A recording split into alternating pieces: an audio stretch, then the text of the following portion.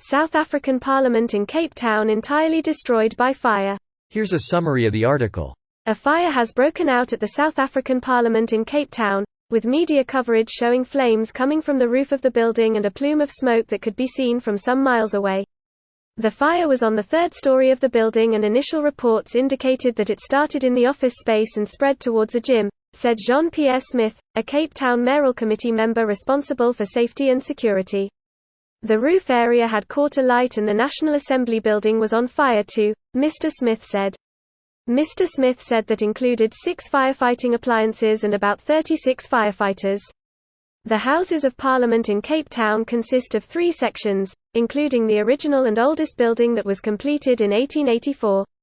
The newer additions, constructed in the 1920s and 1980s, house the National Assembly. In April last year, a fire ravaged part of the University of Cape Town's library housing a unique collection of African archives. This post received a score of 4,100, with an upvote ratio of 97%. Here are the top comments in response to this article. Apparently the sprinklers were not working because someone had turned the valve shut. It is insane that there was no monitor system to say that the system was not working. Maybe there was one, but it wasn't working either. Happened at a Belgian nuclear power plant a couple years ago. During a routine inspection they noticed that the backup generators were broken and the backup generators for the backup generators wouldn't have kicked in because of a different problem. Essentially, if there had been a problem, it could have easily led to a nuclear meltdown. Humans are notoriously bad with taking the risk of exceptional scenarios seriously. That reminds me of our Y2K testing that found no Y2K problems but did discover that our backup program had no documentation, did not work as implied, did not actually work, and the only source code was with the former manager who had left the company 9 months earlier. The software ran about a third of Britain's power supply. There's 2 old adages about software. 1. If all else fails, then read the manual. 2.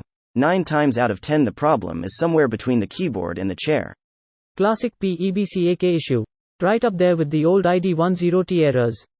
When it comes to stuff closer to home, it's often the O1D errors as well. Just saw news from BBC that a man has been arrested on suspicion of arson. I had a good feeling the moment I saw the headline about this fire that it wasn't an accident. China will probably offer to build them a new one for free with all the latest spyware included, just like they did for the African Union HQ. Nah, we'll skip all of that and allocate R500 billion for a new building, and roughly half of that will go to entrepreneurs looking to steal from the public coffers again. The South African way. This is a little suspicious. Has there been a weirdly high number of things catching fire over the past few days? 2020 started with the Australian wildfires. This is 2022. Holy shit, was that already 2 years ago? COVID has made time meaningless. Usually this time of year in Sydney we are getting weekly supercells and cruising north of 35 degrees until we hit nearly 40 in late Jan, but it's been pretty cool and dry. Canada here. We hit the 30s and 40s too last month, only on the other side of the zero mark, the one with a in front of the numbers. You have no idea how good numbers on the plus side of the thermometer sound right now, or perhaps you do. This is a metaphor for the situation in SA. This video was automatically created by Reddit to speech. The article and comments in this video were selected from Reddit according to their upvotes, and any paraphrasing was performed by smmry.com, without any human intervention.